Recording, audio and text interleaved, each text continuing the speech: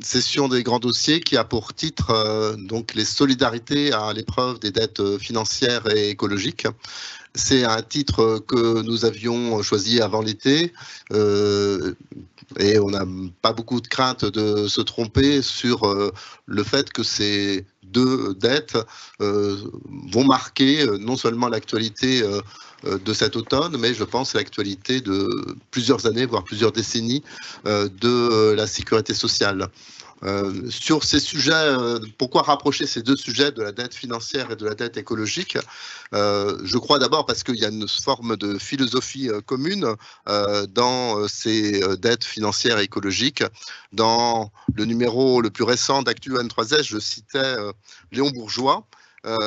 Et moi je me permets de le reciter parce que je crois que s'il dit des choses qui ont toujours actualité. Il disait: les hommes sont en société, c'est là un effet d'ordre naturel antérieur à la consentement, supérieur à leur volonté.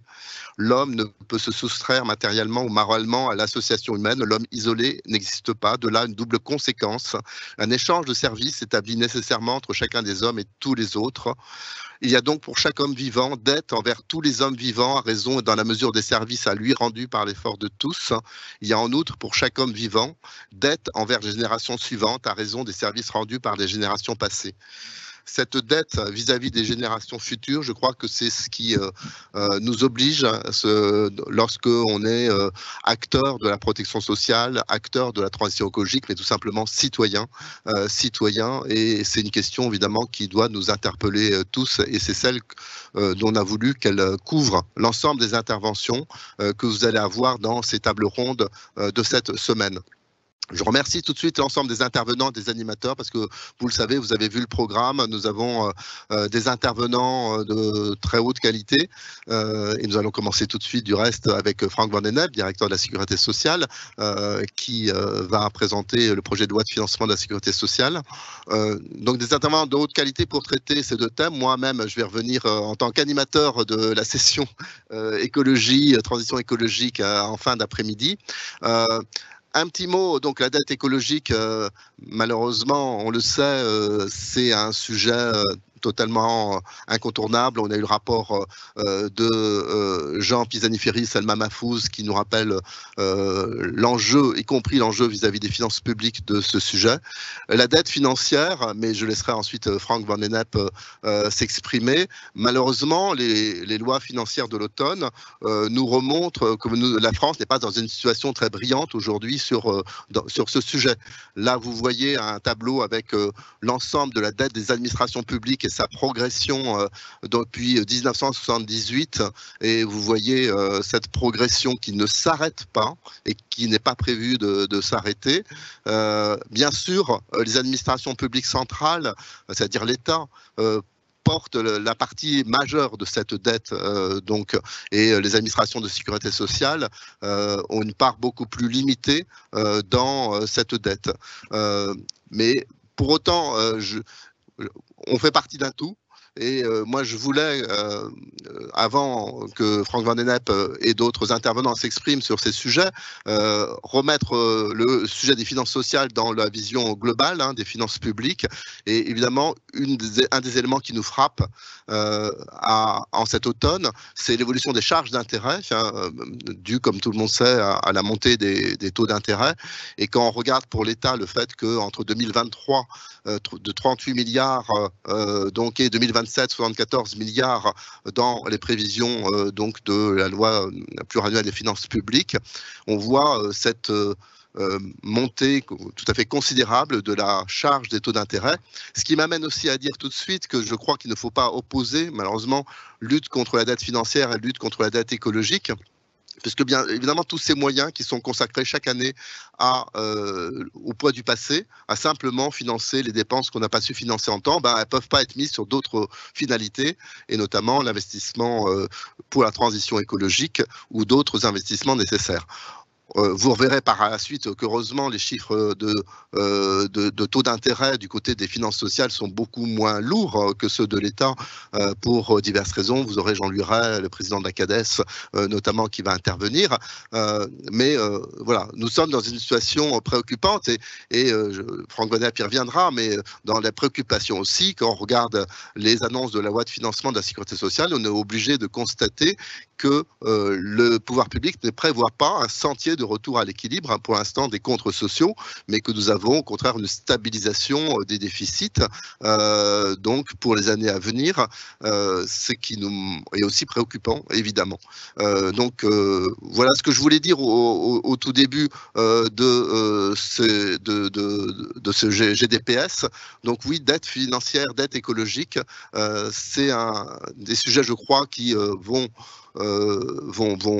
être des sujets dominants pour tous celles et ceux qui s'intéressent à ces sujets dans les années à venir. Mais évidemment, il y a des motifs aussi d'espoir et tout au long de la semaine, vous aurez des intervenants qui vont essayer de voir comment on peut travailler sur ces sujets, comment être actif face à sur ces différentes questions et de façon plus large.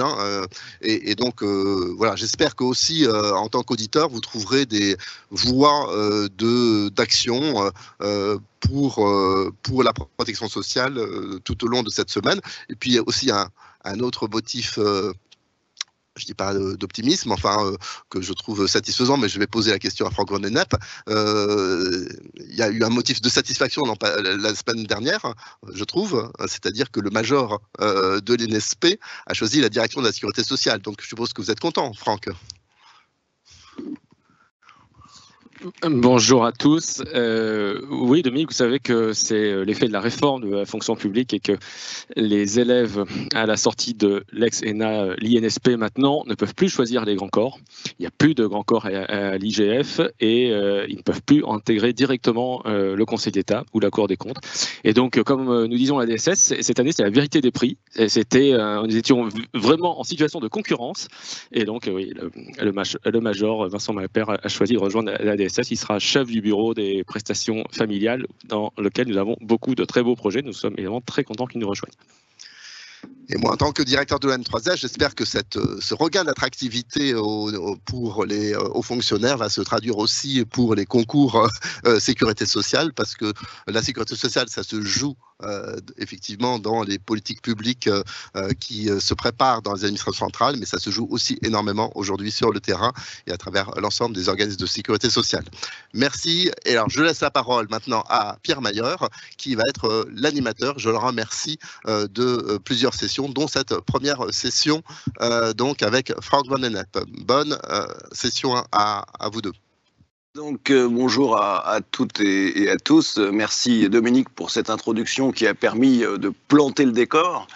Peut-être pour revenir sur l'exemple que vous avez cité à la fin, ce qui était amusant, c'est que une dépêche journalistique sur justement le major de l'INSP qui choisit la direction de la sécurité sociale, c'était titré « Le major de l'INSP rejoint la sécurité sociale ». Donc il y avait peut-être une forme de confusion entre la sécurité sociale et la direction de la sécurité sociale, qui est la direction évidemment d'administration centrale, qui est à la tutelle des organismes de sécurité sociale et de manière plus large d'ailleurs de l'ensemble de la protection sociale. Alors avec Franck Bonnep, on va être, je ne sais pas si on va être dans la vérité des prix, pour rebondir sur cette expression de Franck, mais en tout cas, on va essayer de décrypter ce projet de loi de financement de la sécurité sociale dans ses grandes lignes, dans ses grands équilibres, avec peut-être tout de suite une vision peut-être plus optimiste que le cadrage qu'a pu faire Dominique Libault, à savoir que c'est vrai qu'on vient d'un déficit extrêmement important des organismes de sécurité sociale liés à la crise sanitaire, liés à la crise du Covid, et qu'il y a eu quand même une réduction très importante du déficit. Il y a des perspectives de croissance qui ont été moins importantes en 2022-2023 que ce qu'elles avaient pu être en 2021 et 2022 pour la croissance de la masse salariale, mais ça on va le voir avec Franck. Et puis on a des prévisions de croissance qui peuvent être jugées relativement optimistes, mais enfin qui pour l'instant malgré tous les mauvais augures sur les évolutions de la croissance mondiale, se sont plutôt réalisés. Moi, je voudrais commencer cet exercice peut-être en vous demandant, à vous donc qui nous écoutez, de donner un mot-clé sur le PLFSS. Alors, c'est le PLFSS pour 2024 hein, que je demande de signifier d'un mot-clé. C'est pas le PLFSS en général, c'est le PLFSS pour 2024. Lorsque, nettement plus jeune, je me retrouvais comme administrateur à la Commission des affaires sociales du Sénat et que je devais essayer de déterminer, de préciser, de dénommer le PLFSS d'un seul mot. C'était un jeu que nous pratiquions souvent entre collègues. PLFSS de transition, voilà, on peut trouver des exemples de ce type.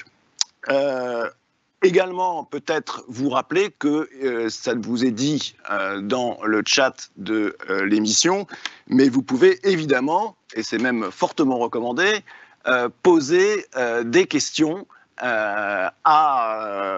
aux personnes que nous recevons, et évidemment Frank Van Lennep pour la première séquence.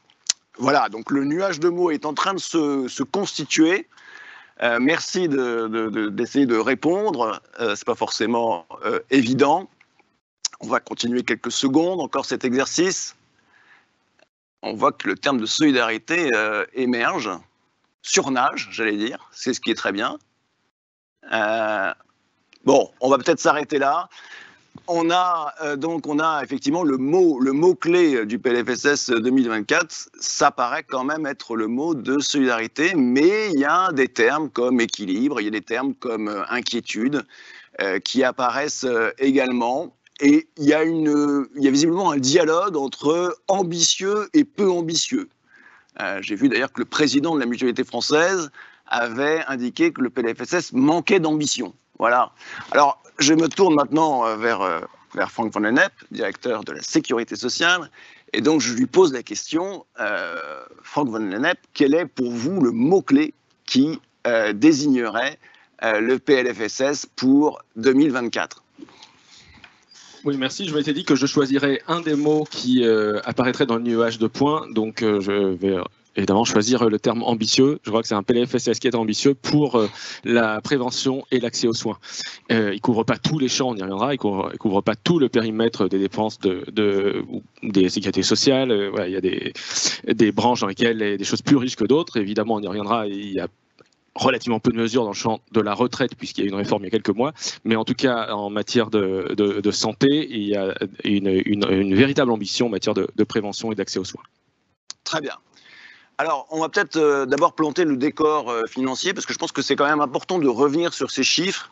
On a eu quand même un déficit, le solde des régimes obligatoires de base, donc un déficit de l'ordre de près de 40 milliards d'euros en 2020. Dès 2021, on était à moins 24 milliards d'euros et 2022, moins 19,7 milliards d'euros. En 2023, alors le solde, à chaque fois on parle de plusieurs soldes, hein, on parle de solde des régimes obligatoires de base et on parle aussi du solde du régime général qui est quand même le régime moteur et leader en la matière. Franck, votre vision de ce rétablissement financier des comptes de la sécurité sociale. Alors d'abord, puisque vous mentionnez le régime général, j'étais content parce que j'allais dire, vous n'avez pas parlé du régime général, et taxi en fait. Eh bien non, puisque avec la dernière réforme organique, nous avons retiré les données sur les soldes du régime général du PLFSS, et nous, et les chiffres, les soldes qui sont votés au Parlement et sur lesquels le gouvernement communique sont bien les soldes des régimes obligatoires de base. Tous les régimes de base, et pas seulement le régime général. Alors dans certaines branches, ça ne change pas grand-chose. Pour la vieillesse, par exemple, il y a une très grande différence parce qu'entre le régime général d'un côté et le régime de base de l'autre, il y a en particulier la CNRACL. La CNRACL, qui est la caisse de retraite des collectivités locales et fonction publique hospitalière, elle est en très fort déficit. Et un déficit qui va s'accroître dans les prochaines années. Voilà. Donc nous, il nous semble important, du point de vue de la maîtrise des comptes et de la sécurité sociale, de bien regarder les régimes de base. Et donc, sur les régimes de base, donc la sécurité sociale, je rappelle, elle était en train de revenir à l'équilibre juste avant 2020. On était tout près en 2018, 2019, 2020. Et évidemment, avec la crise du Covid, à la fois un effondrement des recettes, avec en particulier évidemment l'effet sur les entreprises, le paiement des cotisations, mais aussi sur les travailleurs indépendants pendant les confinements, et puis une augmentation forte des dépenses de la branche maladie. Au total, c'est grosso modo 50 milliards. Hein. Finalement, ce sera sans doute autour de 50 milliards les dépenses de l'ONDAM pour la lutte contre le Covid. Et donc, évidemment, le déficit a plongé en 2020, donc vous l'avez dit, 40 milliards. 21, 22, on est encore autour de 20 milliards, puisqu'il y a encore un effet très significatif des dépenses contre le Covid. Et puis, à partir de 23, les dépenses Covid dans l'ONDAM deviennent résiduelles. Elles ne sont pas nulles, hein, mais enfin, en tout cas, elles devraient être cette année inférieures à 1 milliard d'euros. Et les recettes, elles, ont repris. Enfin, voilà, on est à nouveau sur un sentier croissance. Il n'est pas certain qu'on récupère, en réalité, il y a des débats entre économistes, est-ce qu'on va récupérer la croissance perdue pendant la crise? Enfin, en tout cas, l'essentiel de la crise est derrière nous. Et donc, on a maintenant un déficit, en effet, un peu inférieur à 10 milliards cette année, donc une très forte amélioration par rapport à ce qui s'est passé pendant la crise, mais qui pourrait rester autour de 10 milliards 2023-2024. Il faut toujours être très prudent, hein, c'est pour ça que je dis des autours, c'est entre nos prévisions du mois de septembre et puis ce qui va être réalisé, il y a encore 4 mois avec toutes les recettes. Sur les dépenses, on connaît très bien les dépenses de la sécurité sociale jusqu'à la fin de l'année. Les recettes, évidemment, elles peuvent évoluer en fonction de la conjoncture d'évolution des assiettes. Mais en gros, autour de 10 milliards encore en 2023-2024 et un déficit qui pourrait à nouveau se creuser après 2024. Donc, comme l'a dit Dominique Libault, aujourd'hui, il n'y a pas de trajectoire. Quand on regarde les chiffres du PLFSS avec ce qu'on appelle l'annexe A du PLFSS, celle qui donne la trajectoire financière pluriannuelle, il n'y a pas de retour à l'équilibre, donc il n'y a pas de discours global sur la manière dont on va revenir à l'équilibre. Mais il me semble quand même que, d'une part, il faut lire ce PLFSS dans l'ensemble des textes financiers de l'année, donc aussi avec le PLFSS rectificatif, la loi de financement rectificative d'avril dernier, celle qui a porté la réforme des retraites. Et donc, c'est bien un ensemble qui fait qu'on a des mesures qui vont améliorer progressivement le solde de la branche vieillesse, et sans la réforme, c'est 6 milliards de plus de déficit pour la branche vieillesse en 2027, en fait, quand on regarde. Puisque nous, notre annexe, notre vision pluriannuelle, elle va jusqu'à 2027. C'est toujours les 4 ans à venir. Donc, on aurait 6 milliards de déficit en plus d'ici 2027. Et puis, d'autre part, évidemment, la réforme, elle ne s'arrête pas en 2027. Elle continue de produire ses effets jusqu'en 2030-2032. Et donc, la branche va continuer de bénéficier de l'amélioration, c'est-à-dire de la baisse des dépenses liées au recul de l'âge et l'amélioration des recettes liées aussi au recul de l'âge. La branche va continuer d'en bénéficier jusqu'au début des années 2030. Donc, quand on regarde jusqu'à 2027, on n'a qu'une partie de l'histoire, on n'a pas tout. Donc, sur la vieillesse, en tout cas, je crois que quand on dit, enfin, que vous dites, ou Dominique dit, c'est inquiétant, les comptes sont inquiétants. Bon, on a quand même, retournons-nous sur ce qui s'est passé ces derniers mois. C'est quand même une réforme qui, avec toutes les difficultés qu'on a pu connaître, mais qui, en tout cas, du point de vue des comptes de sécurité sociale, est une véritable réforme ambitieuse, et qui, du point de vue des assurés, est finalement une réforme plutôt juste, comme a pu le montrer le Conseil d'orientation des retraites. Ça, c'est la première chose. La deuxième branche, c'est vrai, qui reste très significativement en déficit, c'est la branche maladie, autour de 10 milliards dans les prochaines années. Donc, elle avait atteint un déficit très, très élevé pendant le Covid, 30 milliards puis 20 milliards, parce qu'évidemment, c'était l'ONDAM qui payait toutes les dépenses pendant le Covid. Maintenant que les dépenses Covid sont derrière nous, on voit qu'on a ce déficit un peu structurel autour de 10 milliards. Ça appelle plusieurs commentaires. D'une part, pourquoi ce déficit après la crise? Il y a un petit effet de recettes. On a un peu moins de recettes. Je disais tout à l'heure, la crise a quand même laisse sa trace sur les recettes. Mais deuxième élément, s'il y a plus de dépenses, et il y a eu des dépenses nouvelles qui sont pérennes pendant la crise, en particulier ce qu'on a appelé le Ségur, les revalorisations salariales à l'hôpital pour renforcer l'attractivité de l'hôpital. Et on n'en est pas encore sorti, puisqu'il y a encore des mesures qui ont été annoncées par la Première ministre en 2023-2024 pour améliorer l'attractivité de l'hôpital en améliorant les salaires de nuit et de week-end à l'hôpital. Voilà. Donc on a eu un choc assez massif de dépenses nouvelles pendant la crise, notamment à l'hôpital, qui laisse sa marque. Et donc la question maintenant, évidemment, elle est devant nous, c'est face à cette branche maladie, comment est-ce qu'on arrive à piloter l'ONDAM, comment est-ce qu'on arrive à mieux réguler les dépenses de santé, mais à quel point est-ce qu'une bonne régulation des dépenses de santé permettra un retour à l'équilibre sans apport de recettes. Je ne dis pas forcément recettes nouvelles, mais en tout cas sans apport de recettes. Ça, c'est une question qui reste compliquée, parce que réduire ce déficit de 10 milliards seulement par les dépenses, alors qu'on sait que la dépense maladie, elle est évidemment dynamique, le vieillissement, l'innovation, etc. On sait que, évidemment, c'est un challenge. Très bien. Alors, on va peut-être pas... je crois qu'on a bien planté maintenant les grandes évolutions, en tout cas sur les comptes, on va y revenir. Je pense que ce qui est peut-être important à ce stade de notre discussion, on pourrait peut-être parler des hypothèses de croissance, de dire que, voilà, est-ce que la croissance, est-ce que l'inflation, les chiffres qui sont prévus par le gouvernement, est-ce qu'ils vont se réaliser par définition? Non, ça ne va pas se réaliser de manière exactement parfaite, mais on peut retenir quand même qu'il y a une forme de début de commencement de consensus des économistes pour dire qu'on est un petit peu optimiste, que le gouvernement est peut-être un petit peu optimiste sur la croissance à venir, mais en même temps, ce n'est pas non plus du tout impossible que cette hypothèse de croissance se réalise. Donc, je propose qu'on ne parle pas tant de la croissance que des grandes mesures du PLFSS, et qu'on vienne maintenant sur le fond de ce projet de loi, puisque c'est un projet de loi donc, qui présente, au-delà évidemment des comptes, des régimes de sécurité sociale, qui présentent des mesures qui normalement doivent avoir un impact bien sûr sur les comptes, mais qui sont aussi des mesures, je dirais, structurantes et structurelles. Donc peut-être qu'on peut aborder, Franck, maintenant ces grandes mesures du PLFSS. Pour vous, ça serait quoi? Vous nous avez parlé de prévention, vous nous avez parlé de réforme de l'hôpital.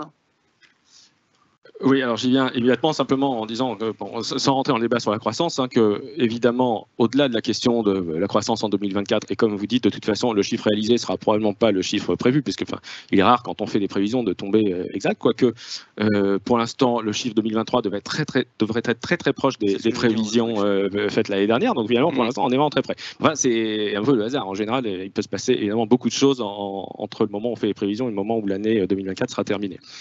Mais globalement, au-delà de donc ce débat sur 24, il faut bien voir que, évidemment, la croissance et la masse salariale en particulier ont un effet très direct sur les recettes de la sécurité sociale et donc sur son équilibre. Et que dans les réformes qui ont été menées par le gouvernement, il y a évidemment des réformes qui vont accroître la population active et qui vont accroître la masse salariale. On pense évidemment aux réformes de l'assurance chômage et à la réforme des retraites. Voilà. Et que donc notre trajectoire pluriannuelle, il y a là des mesures, certaines mesures nouvelles dont on va parler aujourd'hui, mais elle est sous-tendue de façon sous-jacente par des mesures, des réformes très structurantes du marché du travail.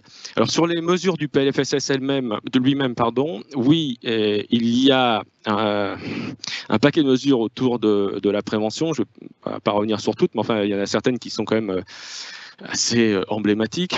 Il y a par exemple la vaccination contre le papillomavirus, vaccination HPV, comme on dit, qui va se déployer là, à partir de ce mois-ci pour tous les élèves de 5e. Donc avec une vaccination, puis un rappel 6 mois plus tard. Alors on verra quel sera le taux de vaccination. On en attend évidemment un taux le plus élevé possible. On sait qu'on est très en retard en France pour la vaccination des jeunes par rapport à d'autres pays comme des pays nordiques. Et c'est évidemment de la prévention de long terme, mais de la prévention contre certains cancers. On a comme autre type de mesures de prévention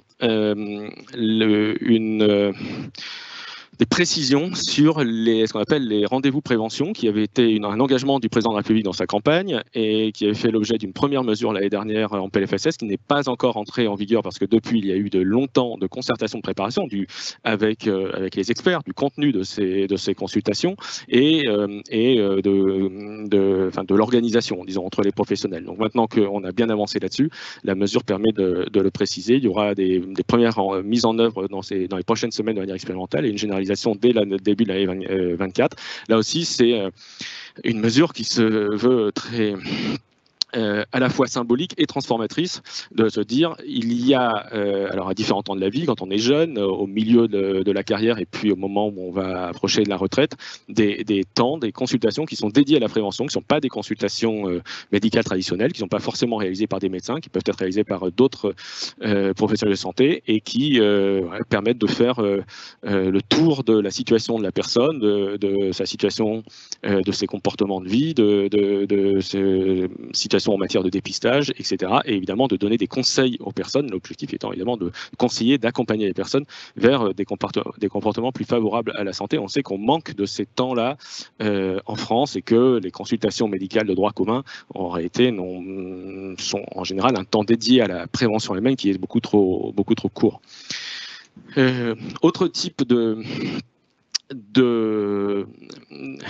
transformation sur lesquelles, qui est dans le PLFSS, mais dans lequel aussi on continue de travailler éventuellement pour peut-être pour l'avenir, qui est, alors de façon un peu générique, ce qu'on appelle nous la généralisation des articles 51. Alors article 51 de la loi de financement pour 2018, c'est cet article qui permet de mettre en œuvre des expérimentations en dérogeant au droit commun, notamment des financements. Donc, qui permet au ministère de la Santé de financer des expérimentations avec des nouveaux modes de rémunération vers des professionnels de ville, vers des établissements, vers le médico-social ou des rémunérations qui soient transverses à tous ces secteurs. Donc, il y a eu déjà plus d'une centaine d'expérimentations qui ont été lancées. Certaines commencent à être évaluées positivement. On est en train de commencer à les généraliser. Et pour ça, il y a une mesure un peu cadre, disons, dans le PLFSS pour permettre cette généralisation, c'est-à-dire que permettre que ces nouveaux modes de rémunération, ces nouvelles organisations et ces nouveaux modes de rémunération rentrent dans le droit commun demain et que donc d'autres professionnels ailleurs sur le territoire puissent s'en saisir et mettre en place aussi ces organisations qui sont en général beaucoup plus du travail d'équipe tout au long du parcours de la personne. Et donc un exemple, dans ces articles 51, il y a mais il y a beaucoup d'autres choses, mais un des exemples, c'est il y en a certains dans lesquels il y a de l'activité physique adaptée, qui aujourd'hui n'est pas remboursée par l'assurance maladie en droit commun. Et donc une des réflexions qu'on a et qu'on va essayer de mettre en œuvre dans les prochains mois, c'est comment on permet à des patients dans certaines pathologies et dans certains parcours d'avoir accès à de l'activité physique adaptée qui soit prescrite au bon moment pour la bonne personne et qui soit ensuite prise en charge à travers des nouveaux forfaits par l'assurance maladie. Voilà, ça, je pense que ça fait beaucoup d'années qu'on en parle.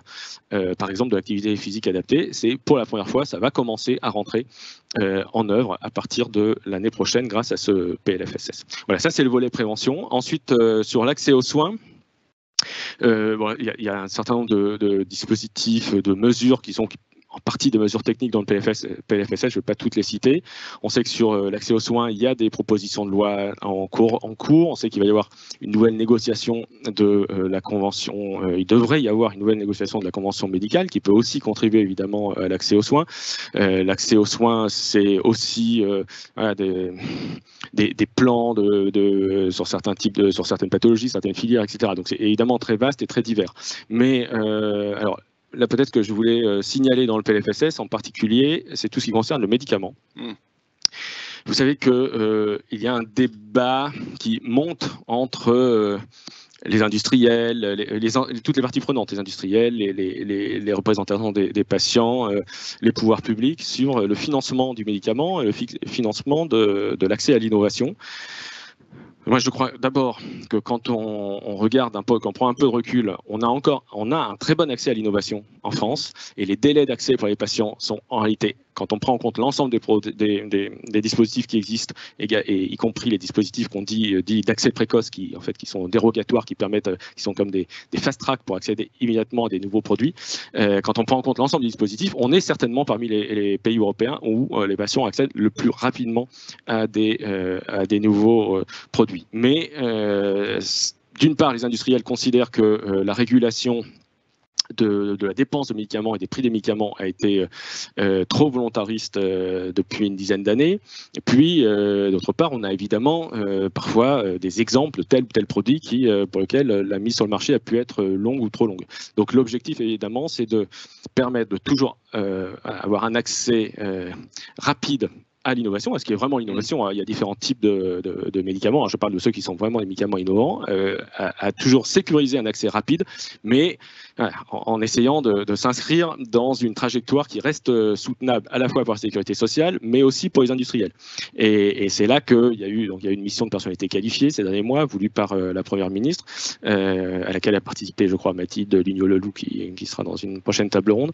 Et de cette mission ressort, toutes sortes de propositions, mais dont une qui est sur le fait qu'il faut sans doute desserrer un peu la contrainte financière.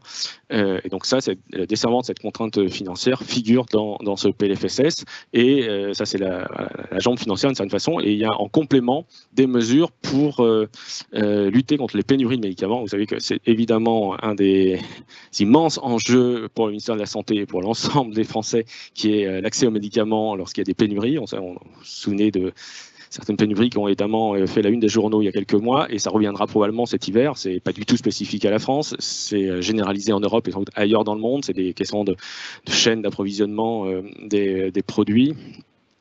Il y a en tout cas des dispositions très précises dans le PLFSS pour permettre, quand il y a une tension d'approvisionnement sur un produit, qu'il ne puisse plus être prescrit en téléconsultation, ou qu'il soit délivré à l'unité, ou qu'il nécessite pour certains un test d'orientation rapide, de dépistage rapide en amont, avant la délivrance du produit. Et de façon plus générale, là-dessus d'ailleurs, il y a aussi une disposition importante qui élargit les compétences des pharmaciens et qui leur permet de prescrire, délivrer des produits antibiotiques lorsque, après avoir réalisé un TROT, donc un test rapide de dépistage dans la pharmacie, ce test montre la présence d'une angine ou d'une cystite. Tout ça pour essayer d'éviter, enfin, de généraliser le plus possible la réalisation d'un test avant de prescrire et de délivrer des antibiotiques dont on sait qu'ils restent trop nombreux, trop consommés en France, et avec évidemment non seulement des impacts financiers, mais surtout des impacts sur la santé publique.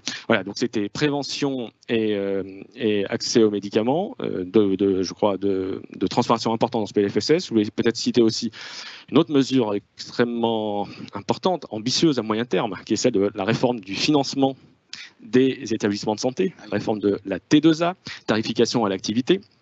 Réforme annoncée par le président de la République en janvier dernier. Un article copieux. Un article copieux. Vous savez, c'est des sujets évidemment très techniques. Hein. C'est quand même derrière financement des établissements de santé, c'est 100 milliards d'euros. Bon, voilà, avec des établissements qui font des activités très différentes. Il y en a du public, du privé, certains qui font de la chirurgie, d'autres de la maternité, d'autres du psy, etc. Enfin, derrière T2A, pas T2A, mais derrière financement des établissements de santé, évidemment, ça concerne beaucoup de choses très différentes. Mais donc l'article est un article qui clarifie les différents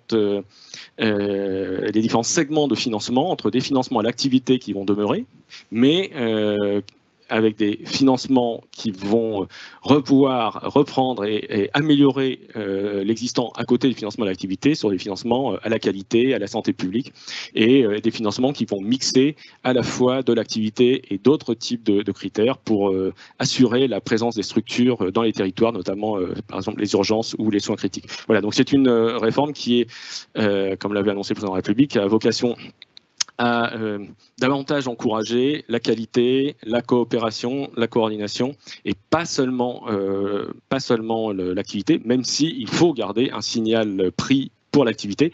On en a besoin, évidemment, on a besoin qu'il y ait de l'activité dans les établissements de santé pour accueillir les Français.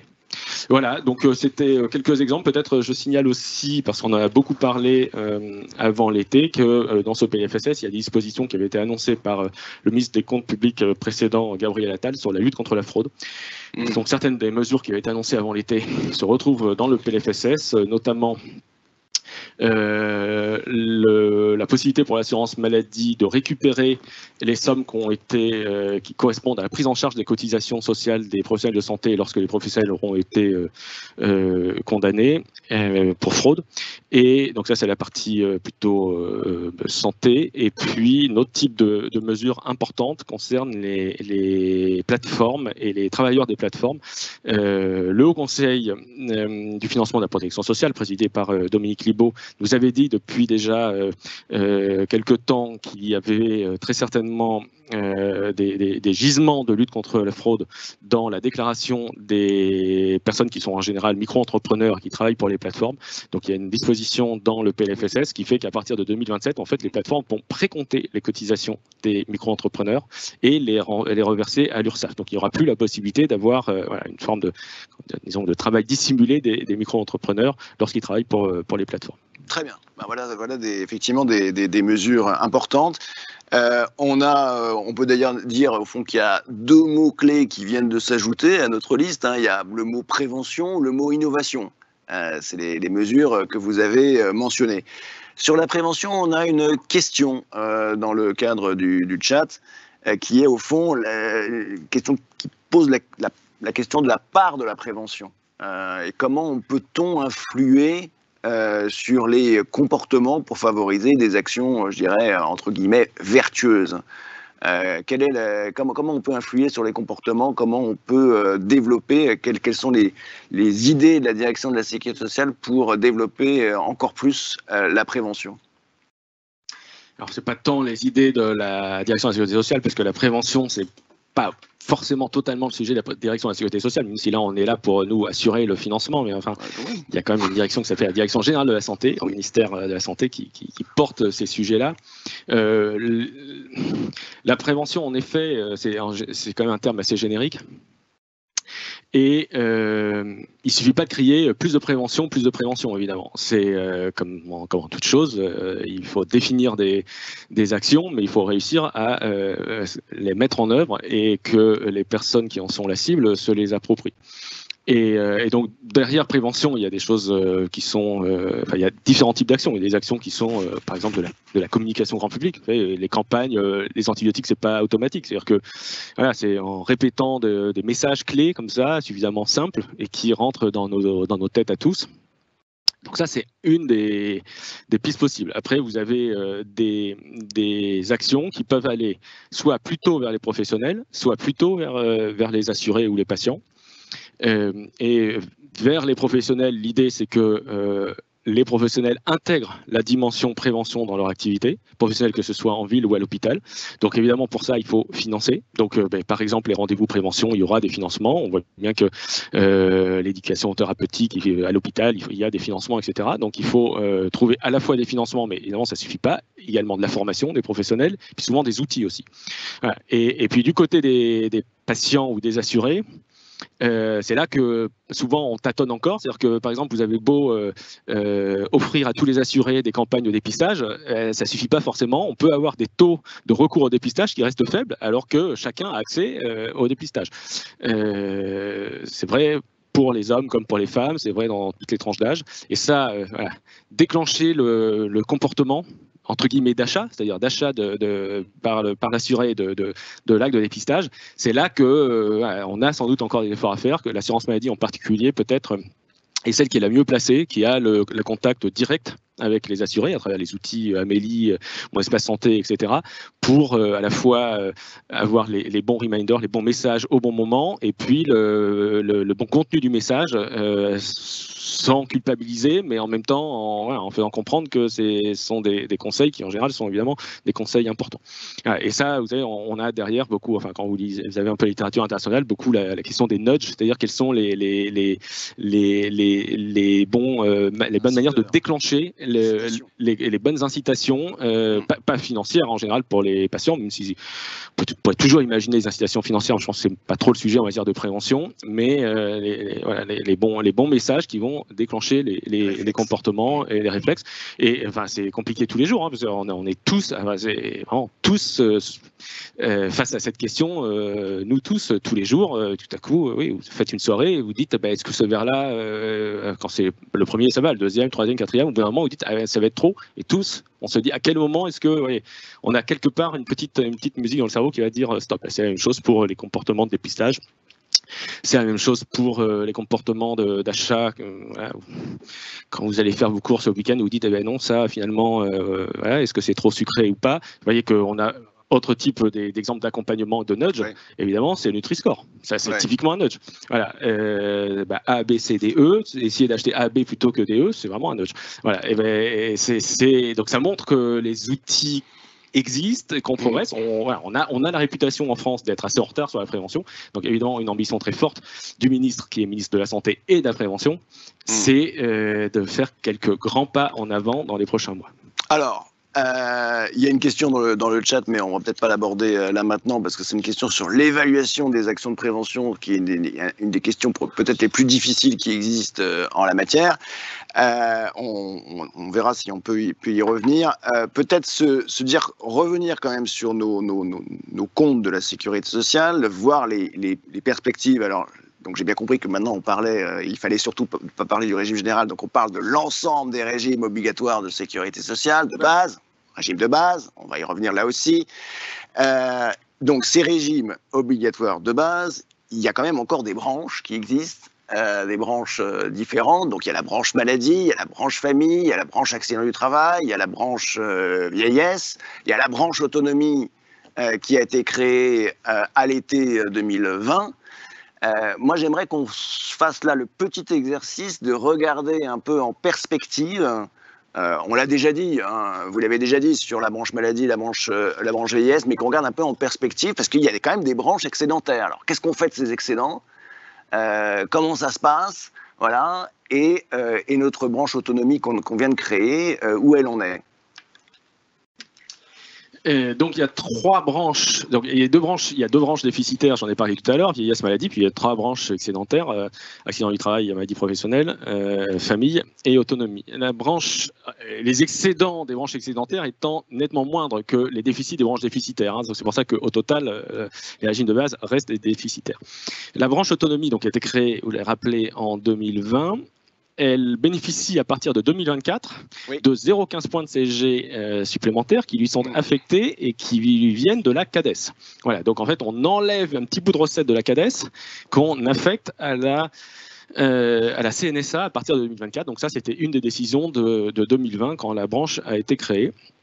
Ces recettes représentent quand même 2,6 milliards par an, donc c'est vraiment pas négligeable, ce qui fait que alors que la branche est en déficit en 2023, elle sera à nouveau excédentaire à partir de 2024, avec un excédent qui, alors c'est nos prévisions, encore une fois, ce ne sont que des prévisions, ce ne sera évidemment pas les chiffres au moment où ce sera réalisé, mais des prévisions à 1,3 milliard en 2024 d'excédent et qui diminue ensuite jusqu'à 400 millions en 2027. Pourquoi est-ce que ça diminue? Parce qu'on a beaucoup de mesures nouvelles. En fait, on a déjà eu beaucoup de mesures nouvelles depuis 2020 et il y en a beaucoup dans les prochaines années. Dans les mesures nouvelles, il y a eu d'une part des mesures d'attractivité, parce que le Ségur, je parlais du Ségur à l'hôpital tout à l'heure, il y a eu aussi beaucoup de mesures de revalorisation des salaires dans le secteur médico-social et dans le secteur des personnes âgées en particulier, que ce soit en EHPAD, que ce soit à domicile. Donc beaucoup de mesures d'attractivité des métiers qui probablement ne suffisent pas encore parce que, évidemment, les difficultés de recrutement restent très importantes. Il y a des mesures sur la qualité de l'offre. Dans les services à domicile en particulier, on a créé à la fois un tarif plancher pour obliger les départements à payer au moins 22 puis 23 € de l'heure pour les services à domicile, plus des dotations qualité, etc. Maintenant, on met de l'argent en plus à partir de l'année prochaine pour financer ce qu'on appelle les 2 heures de convivialité, enfin voilà, les 2 heures pour les personnes âgées à domicile qui auront ces aidants professionnels qui pourront passer un peu de temps avec elles pour s'assurer que tout va bien et faire des choses un peu en dehors du soin de la vie quotidienne.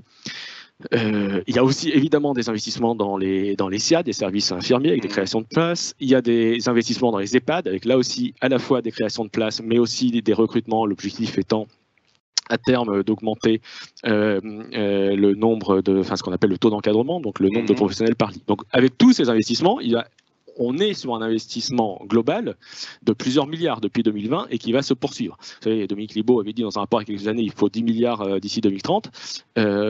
Au total, on n'en sera peut-être pas si loin. Hein. Et donc tout ça, évidemment, il faut le financer. On le finance à travers les recettes de la 5e branche qui ont été allouées à la 5e branche depuis 2020, qui sont des recettes assez dynamiques. Et puis cette nouvelle recette de la CSG, je ne suis pas en train de dire que ça suffira à horizon 2030. Peut-être qu'à un moment, on aura à nouveau des dépenses qui seront trop dynamiques par rapport aux recettes, mais en tout cas, quand on regarde ce qui a été financé et ce qui est en cours de financement, c'est un effort massif qui n'avait sans doute jamais été réalisé. Alors dans les 2 autres branches dites excédentaires, la branche famille, elle est prévue à 1 milliard d'excédents en 2023 et c'est un excédent qui va pas, il n'est pas prévu qu'il fasse boule de neige, qu'il grossisse beaucoup dans les prochaines années, parce que la branche famille finance des dépenses nouvelles dans les prochaines années autour de l'accueil du jeune enfant.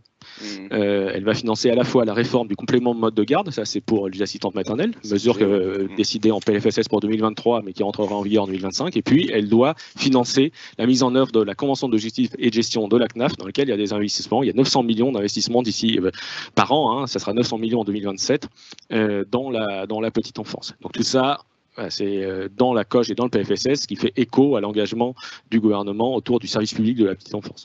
Et sur les accidents du travail, on est en 2023 autour de près de 2 milliards d'excédents, mais là aussi l'excédent va diminuer plutôt autour d'1 milliard, alors pour plusieurs raisons. Pourquoi est-ce qu'il diminue? D'une part parce qu'il y a un petit, ce qu'on appelle un swap de taux de cotisation, donc une baisse de taux de cotisation AT-MP et en complément une hausse du taux de cotisation vieillesse. Ça avait été décidé et annoncé dans le cadre de la réforme des retraites, donc une manière de transférer des excédents de la branche AT-MP vers la branche vieillesse. Et puis par ailleurs, la branche AT-MP va devoir financer des dépenses nouvelles, là aussi liées à la réforme des retraites autour de le FIPU. Le FIPU. Voilà, le FIPU, donc le fonds d'investissement dans pour la prévention. Pour la pénibilité. Oui, non, c'est pas la pénibilité. C'est prévention. Oui. Le P, c'est prévention. Universelle? Non. Voilà, bon, on a oublié ce que voulait dire FIPU. Mais bon, bref, c'est un fonds. C'est un fonds qui permet de financer des actions. Non, mais il faut expliquer ce que c'est. C'est un fonds qui permet de financer des actions qui sont menées par les branches professionnelles pour lutter contre la pénibilité des métiers. C'est ça que Exactement, pour permettre les formations, les reconversions dans des métiers qui sont en particulier soumis à ce qu'on appelle les facteurs ergonomiques, qui étaient les facteurs qui avaient été sortis du compte de prévention de la pénibilité en 2017.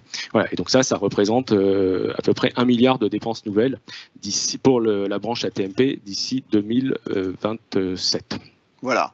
Alors juste, on m'a fait un signe comme quoi il y avait eu l'affichage d'un QR code qui permet d'avoir l'attestation, c'est ça Non, ça permet...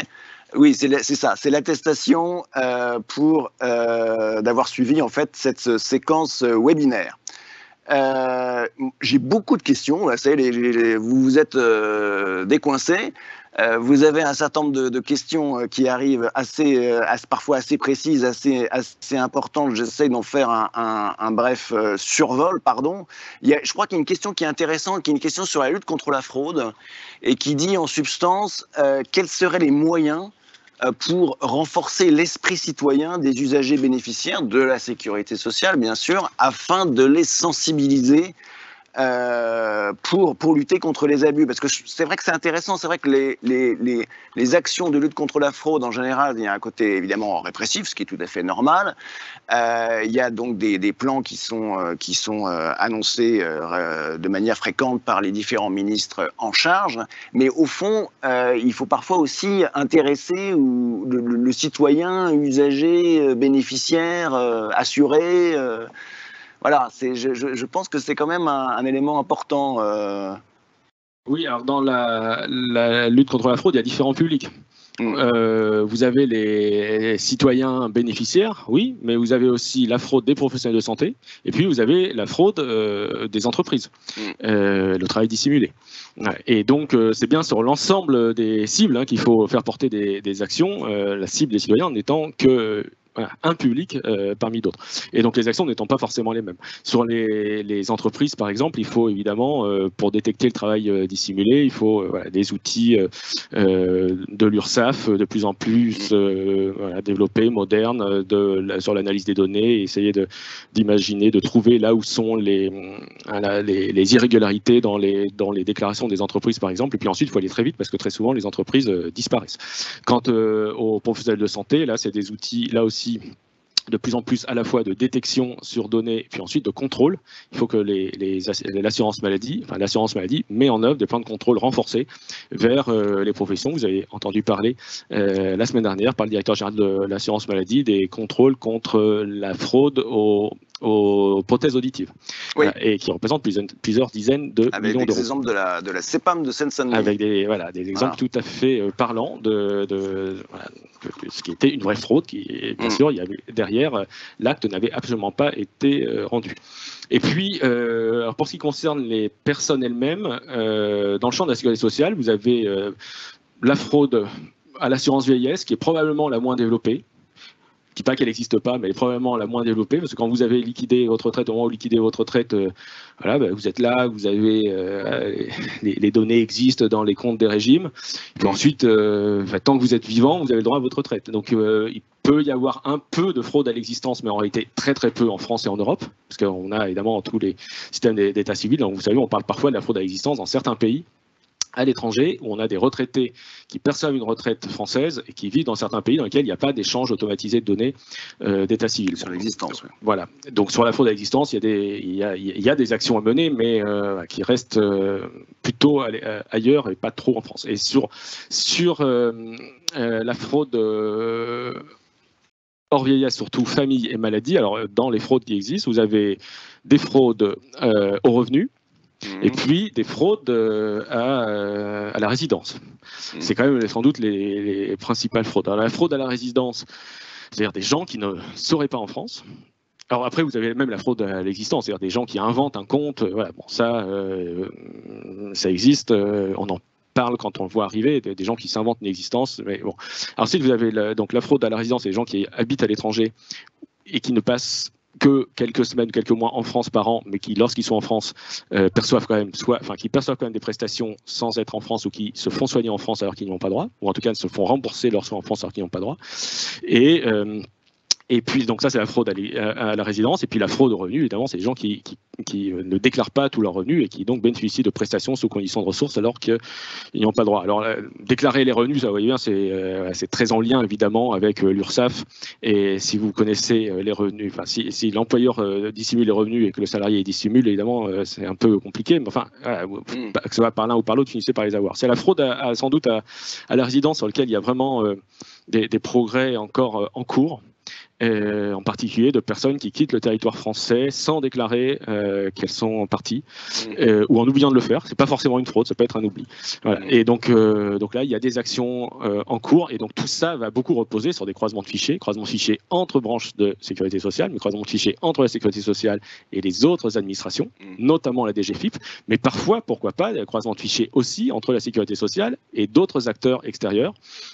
Par exemple, dans le plan fraude qui a été annoncé par Gabriel Attal avant l'été, est envisagée la piste d'utiliser les données des compagnies aériennes pour vérifier si les personnes ont quitté en avion, ont quitté la France, et quand est-ce qu'elles reviennent, quand est-ce qu'elles sont pas là. Donc ça, c'est voilà un nudge pour préférer le train.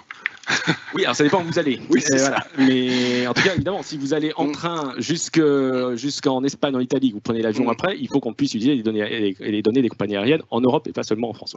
Mais ça, bon, c'est des projets pour l'avenir. Mais c'est des exemples, évidemment, que la lutte contre la fraude va de plus en plus passer par les échanges de données. Alors après, vous dites comment être plus responsabiliser les gens sur leur comportement. Vous savez, d'une certaine façon, quand les gens savent qu'ils fraudent, je ne sais pas s'il faut responsabiliser les gens sur leur comportement. S'ils savent qu'ils fraudent, ils savent qu'ils fraudent, ils savent ce qu'ils font.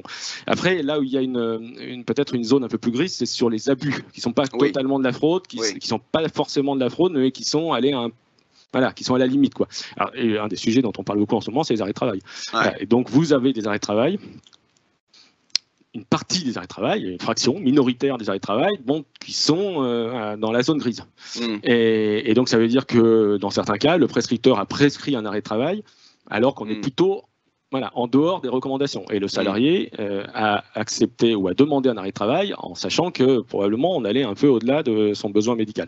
Et donc là, il y a évidemment des actions en cours de contrôle vers les prescripteurs et vers les salariés qui en sont les plus gros usagers. Les contrôles ne vont pas forcément tous dire qu'il y avait fraude ou abus. Dans certains cas, évidemment, la conclusion, ce sera que c'était légitime, mais dans d'autres cas, sans doute que moins. Et peut-être que, oui, là, s'il y a un message à un moment à faire passer, c'est que l'arrêt de travail n'est pas un arrêt de confort pour chacun quand il a envie de s'arrêter. Tout ça est payé par l'ensemble des citoyens, payé par les autres, et que, évidemment, l'arrêt de travail, il est réservé à ceux qui sont malades. Voilà, donc le FIPU, fonds d'investissement dans la prévention de l'usure professionnelle. C'est l'usure.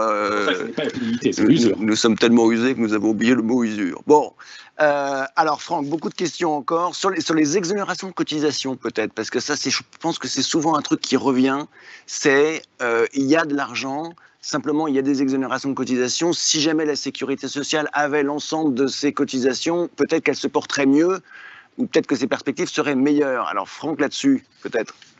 En réalité, il y a deux débats. Il y a le débat de est-ce que la sécurité sociale perd des recettes, et l'autre débat qui est est-ce qu'il y a trop d'exonérations. Mais parce que la très grande majorité des exonérations de cotisation sont compensées à la sécurité sociale par l'État.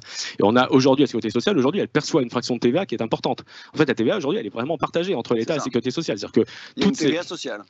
il y a une forme de TVA sociale. Alors, elle ne s'est pas faite en augmentant la TVA, parce que parfois, il y a eu dans le passé des projets de TVA dite sociale qui étaient une augmentation de taux de TVA. On n'a pas augmenté la TVA à cet effet. On a, dans les baisses de prélèvements sur les entreprises qui sont traduites par des baisses de cotisations sociales, on a compensé la sécurité sociale en lui attribuant une fraction de TVA. Donc, il y a une petite partie des exonérations de cotisations qui ne sont pas compensées, mais honnêtement, au total, c'est extrêmement minoritaire par rapport à l'ensemble. Et donc, la deuxième question qui est, oui, mais est-ce qu'il y a trop de cotisations? Est-ce que s'il y avait moins de cotisations, il y aurait peut-être plus de recettes, alors que ce soit pour l'État ou la sécurité sociale, mais enfin plus de recettes publiques?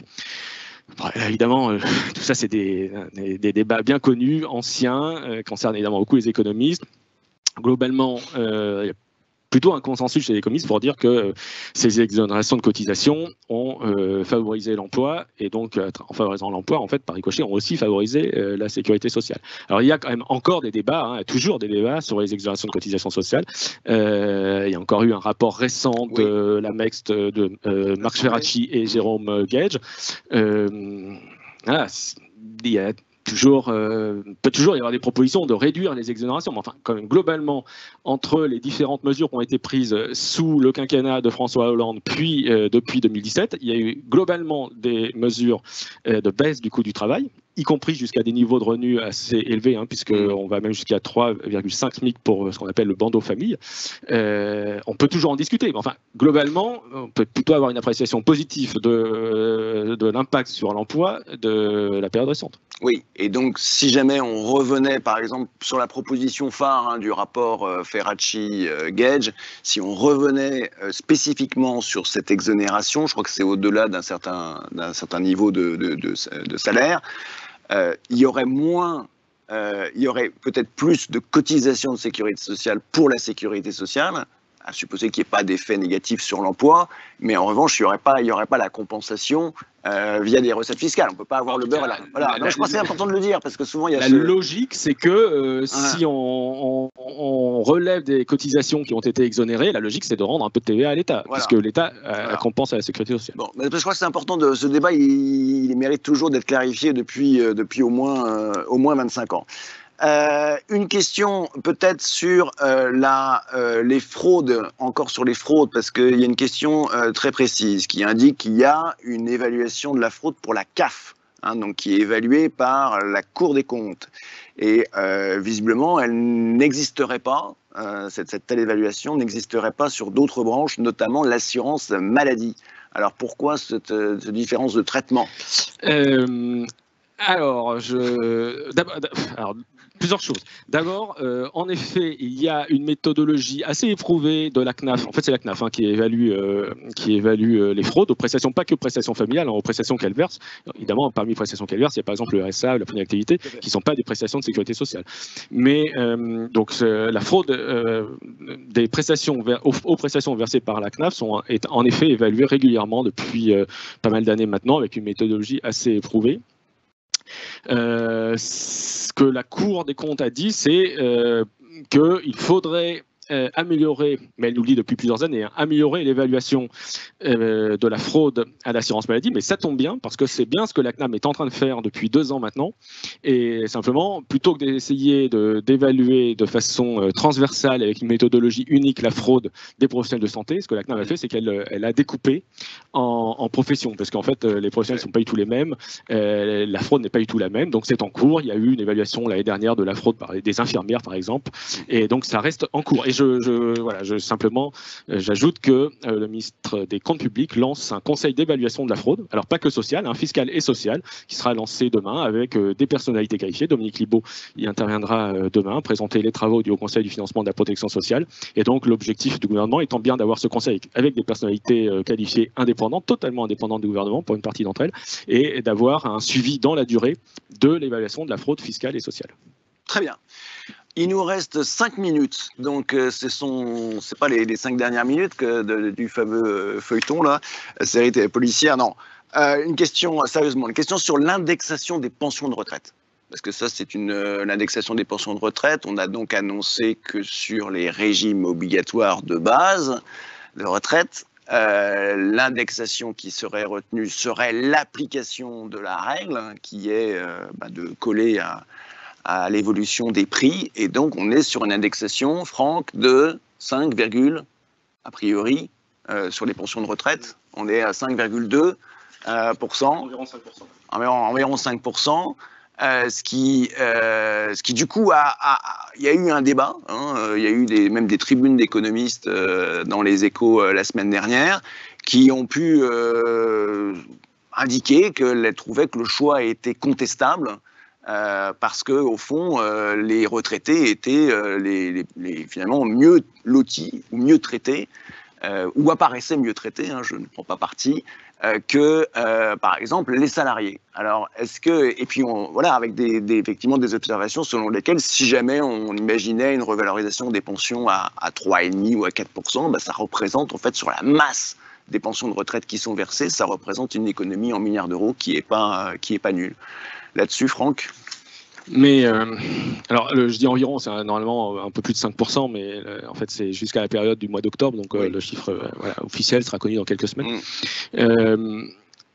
Mais ça, c'est une question, cette question de comment doivent évoluer les revenus des retraités par rapport aux revenus du reste de la population, et c'est pas une question nouvelle. Voilà, c'est une question qui est suivie par le Conseil d'orientation des retraites, qui compare le niveau de vie des retraités avec le niveau de vie des actifs et le niveau de vie de la population générale, qui conduit à conclure que les retraités ont plutôt un niveau de vie un peu supérieur à la moyenne, que le niveau de vie des retraités en comparaison européenne est plutôt élevé. Bon, voilà, on a toutes sortes d'éléments qui font qu'il y a régulièrement des économistes qui disent bah oui, mais le niveau des pensions est trop élevé en France. Bon, ils sont pas forcément, je dis pas que c'est consensuel. Il y a régulièrement des économistes qui disent ça.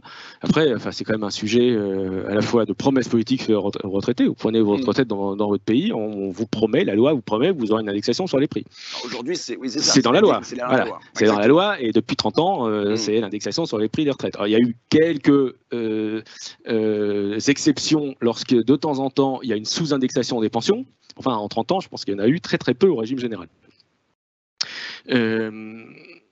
Donc, est-ce qu'il aurait fallu déroger à cette promesse, entre guillemets, faite aux retraités en disant il y a eu un choc d'inflation importé avec le coût de l'énergie en particulier, qui pèse sur le pouvoir d'achat des actifs, donc il faut partager avec les retraités. Bon, ça, c'est une question politique. Mais il faut bien voir que dire que lorsque les salaires vont moins vite, il faut indexer les pensions sur les salaires plutôt que sur les prix, ça veut quand même peut-être dire aussi que dans l'autre sens, alors quand les salaires iront plus vite que l'inflation, il faudrait indexer aussi les pensions sur les salaires et non pas sur les prix. Donc, est-ce qu'on ne fera pas ? Probablement pas. Voilà. Donc, se dire que là, les retraités ont été protégés de la crise pendant davantage que les actifs peut-être pendant 2 ans, c'est vrai, mais d'un autre côté, les retraités, eux, ne bénéficient pas des gains de productivité, alors même s'il y en a moins en ce moment, mais n'ont pas bénéficié des gains de productivité de la décennie précédente, alors que les actifs, eux, voyaient leur salaire aller plus vite que l'inflation. Voilà, c'est pour ça que c'est un tout petit peu injuste d'une certaine façon que de regarder de façon asymétrique d'un côté et pas de l'autre. Bon, c'est aussi un des soucis qu'on peut avoir avec le PLFSS, qui est qu'évidemment on se centre sur une année et on regarde pas, on n'a pas une vision, pas forcément une vision pluriannuelle, même si on essaie de le faire à travers, bien sûr, le rapport qui décrit les prévisions de recettes et les objectifs de dépenses. Je vais peut-être finir sur une question qui s'adresse là vraiment au directeur de la sécurité sociale, donc au directeur du service public de la sécurité sociale. On a eu un récent exercice de renouvellement des conventions d'objectifs et de gestion. En quelques mots, comment vous voyez ce renouvellement des conventions d'objectifs et de gestion ? Ce sont de bonnes coges, conventions d'objectifs et de gestion, ce sont de bonnes coges, en tout cas c'est ce que moi je pense, et c'est ce que aussi je crois, ce que pensent les directeurs des caisses nationales, et certainement aussi les conseils d'administration, puisque ces coges ont été adoptées.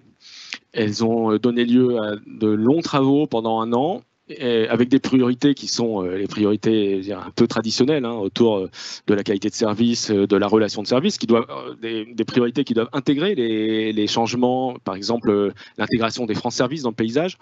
Mais il y a des priorités qui s'enrichissent aussi. On voit l'impact du dites-le-nous une fois, qu'on essaie, nous, vraiment de pousser dans ces coches. Donc, le dites-le-nous une fois, c'est vraiment l'idée que quand la donnée existe quelque part et on ne la redemande pas, et elle doit pouvoir passer d'un service public à un autre automatiquement.